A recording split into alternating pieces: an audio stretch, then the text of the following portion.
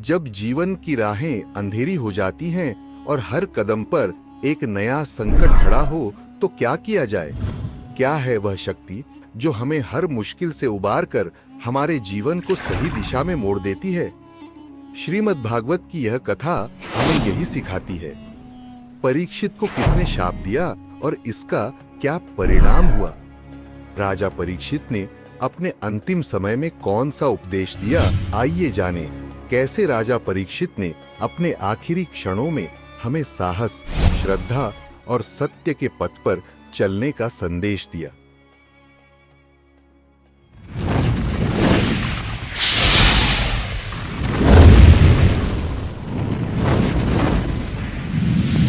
ब्रह्मास्त्र से उत्तरा के गर्भ में परीक्षित की रक्षा करने के बाद भगवान कृष्ण ने राजा युधिष्ठिर से द्वारिका धाम जाने की इच्छा प्रकट की।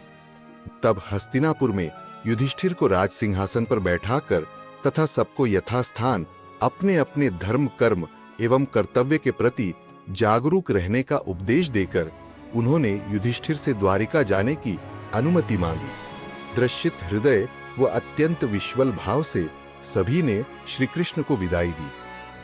विदुर जी अपनी संपूर्ण तीर्थ यात्रा करने के पश्चात हस्तिनापुर आए। वास्तव में स्वयं धर्मराज यमराज ने ही विदुर जी के रूप में अवतार लिया था।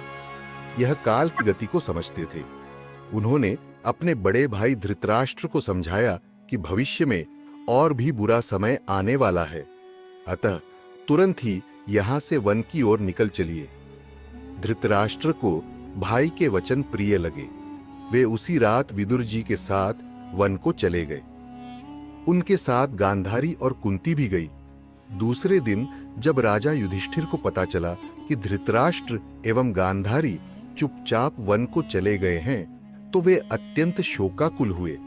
तब देवर्षि नारद ने आकर उन्हें बताया कि वे अब निरासक्त भाव से भगवान को में ध्यान लगाए हुए हैं। आज से 5वें दिन वे शरीर को त्याग देंगे। वन में आग लग जाने के कारण वे उसमें भस्म हो जाएंगे तथा विदुर जी फिर तीर्थ यात्रा करने निकल जाएंगे।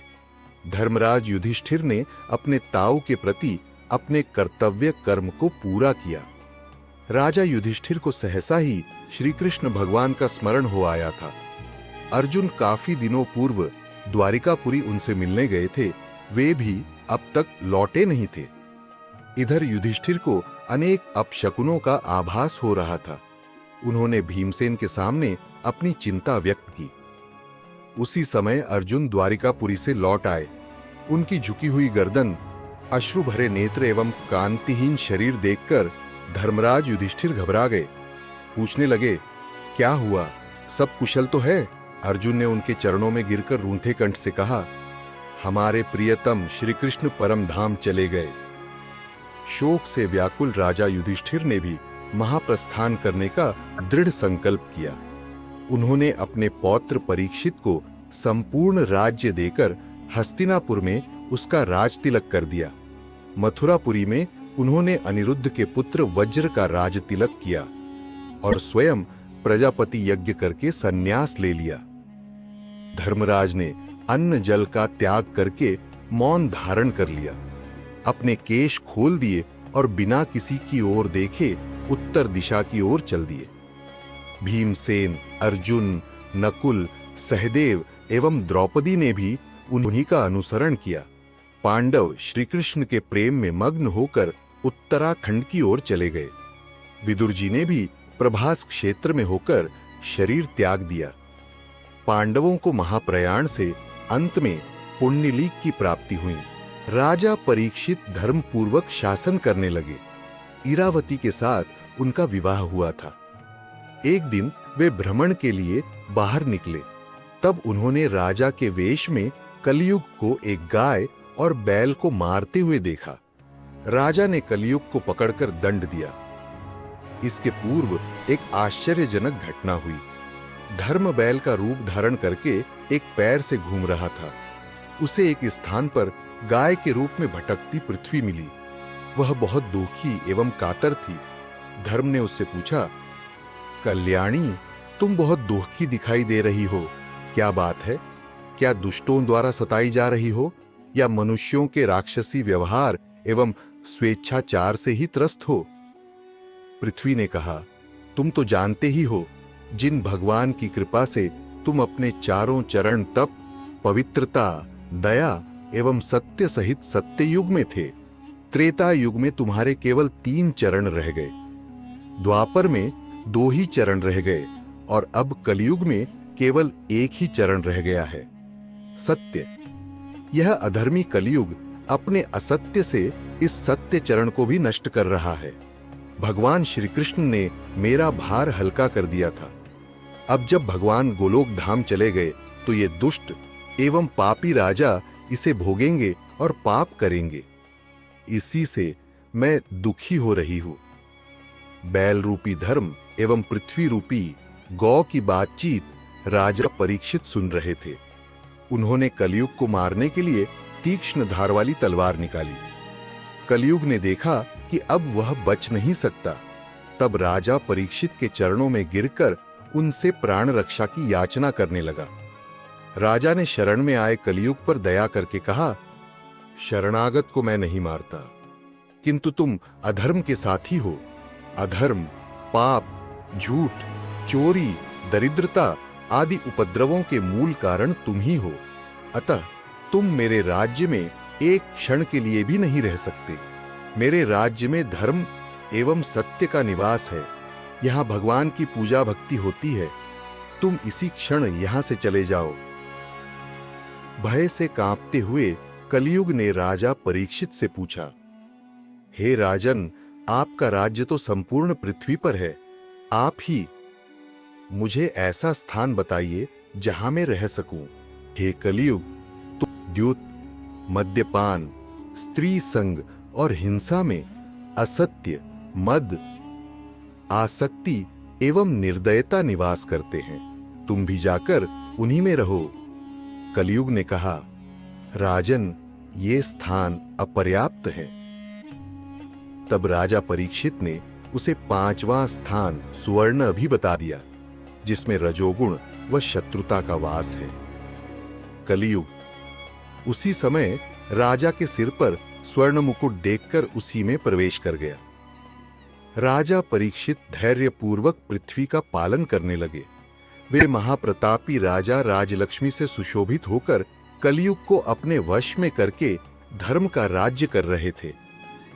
एक दिन परीक्षित शिकार खेलने वन में गए। राजा हिरणों के पीछे दौड़ते दौड़ते थक गए। भूख प्यास सताने लगी। आसपास कहीं जलाशय भी नहीं दिखाई दिया। पास में एक ऋषि का आश्रम देखकर राजा वहां पहुंचे। वहीं पर एक ऋषि आंख बंद करके ध्यानस्थ बैठे थे। तपस्या में लीन ऋषि को राजा के आने से कोई फर्क नहीं पड़ा। उन्होंने आंखें नहीं खोलीं। राजा ने उनसे जल मांगा, किंतु ऋषि तो ध्यान मग्न थे, उन्हें पता नहीं चला। राजा को क्रोध आ गया। क्रोधित राजा ने मरे हुए सांप को धनुष की नोक से उठाकर तपस्वी ऋषि के गले में डाल दिया और अपनी राजधानी लौट आए। ये ध्यानमग्न ऋषि शमीक थे। उनका पुत्र श्रृंगी अपने साथियों के साथ आश्रम के पास ही खेल रहा था। वह बड़ा तेजस्वी बालक था। उसने सुना कि राजा ने उसके पिता के साथ दुर्व्यवहार किया है तो वह क्रोध से धधक उठा। ये राजा कितना अन्याय करते हैं। मर्यादा भंग करने वालों को अवश्य ही सजा मिलनी चाहिए। वह अपने साथियों से बोला, अब मेरा तपोबल भी देखो। ऋषि पुत्र ने कौशिकी नदी के जल से आचमन किया, फिर हाथ में जल लेकर कहा, राजा परीक्षित ने मेरे पिता का अपमान किया है, इसलिए मेरे तप के प्रभाव से आज से 7वें दिन उसे तक्षक नाग डस लेगा। राजा परीक्षित अपनी राजधानी पहुंचे। उन्हें भी क्षणिक उत्तेजना में आकर किए गए अपने दुष्कर्म पर ग्लानि हो रही थी। वे अत्यंत उदास हो गए। मन ही मन वे अपने व्यवहार की निंदा करते रहे। खिन्न मन से सोच रहे थे कि इस दुष्कर्म के कारण उन पर अब विपत्ति अवश्य आएगी। उन्हें पता चला कि ऋषि पुत्र ने उन्हें तक्षक नाग द्वारा डसे जाने का शाप दे दिया है। उन्होंने निश्चय किया कि राज कार्य की व्यवस्था अपने पुत्र जन्मेजय को सौंपकर वे आमरण अनशन का व्रत करेंगे। राज्य की व्यवस्था करके राजा परीक्षित गंगा तट पर जाकर बैठ गए। भगवान कृष्ण में श्रद्धा पूर्वक मन लगाकर वे अनशन करने लगे। गंगा जी के किनारे बड़े बड़े ऋषि मुनि एवं श्रद्धालु भक्तों की भीड़ लगी रहती थी। राजा सबके दर्शन कर नमन करते थे।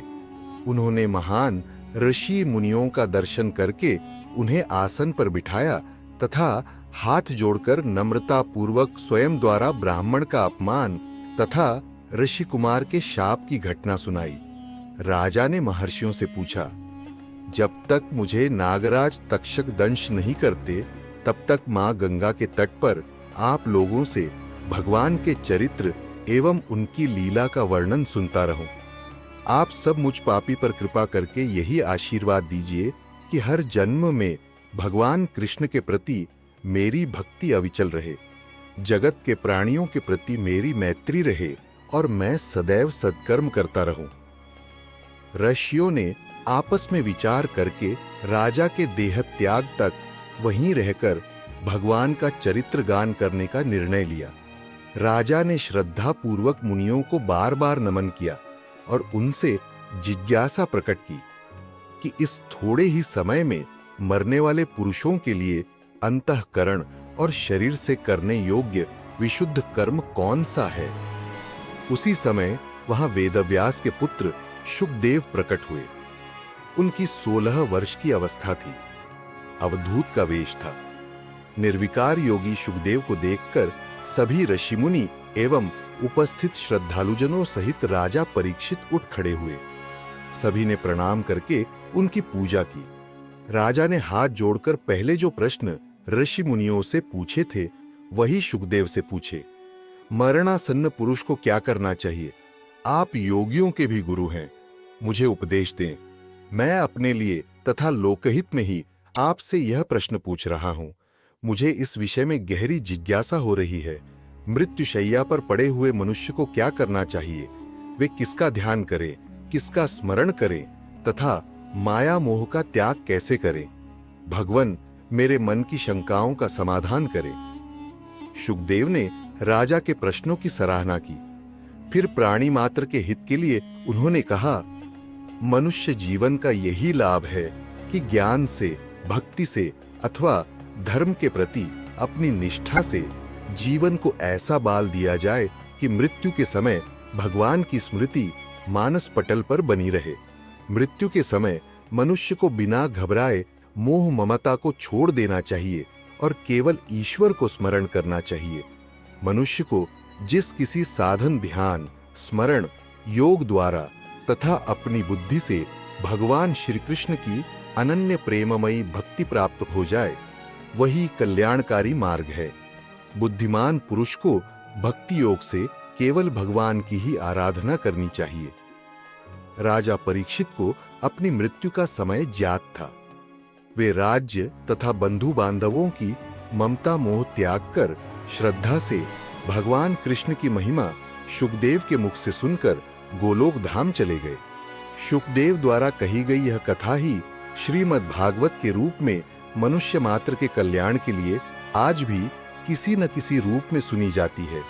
मनुष्य अपना भौलिक एवं परलोक सुधारने वाली इस कथा का भक्तिपूर्वक श्रवण एवं मनन करते हैं।